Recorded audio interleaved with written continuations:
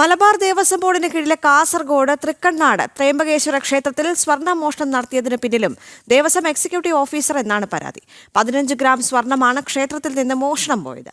സ്വർണം മോഷണം പോയെന്ന് കാണിച്ച് ദേവസ്വം കമ്മീഷണർക്ക് പരാതി നൽകിയിട്ടും നടപടി ഉണ്ടായിട്ടില്ല എന്നാണ് ഭക്തരുടെ പരാതി.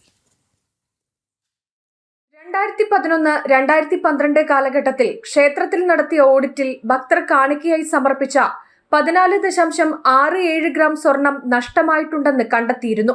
അന്ന് ക്ഷേത്രത്തിലെ എക്സിക്യൂട്ടീവ് ഓഫീസറായിരുന്ന TM സത്യനാരായണന്റെ നേതൃത്വത്തിൽ മോഷണം നടന്നെന്നാണ് പരാതി. മോഷണ വിവരം ചൂണ്ടിക്കാണിച്ചുകൊണ്ട് അന്നു തന്നെ എക്സിക്യൂട്ടീവ് ഓഫീസർക്കെതിരെ മലബാർ ദേവസ്വം കമ്മീഷണർക്ക് നിരവധി തവണ ഭക്തർ പരാതി നൽകിയിരുന്നെങ്കിലും നടപടിയൊന്നും ഉണ്ടായിട്ടില്ലെന്നാണ് പറയുന്നത്.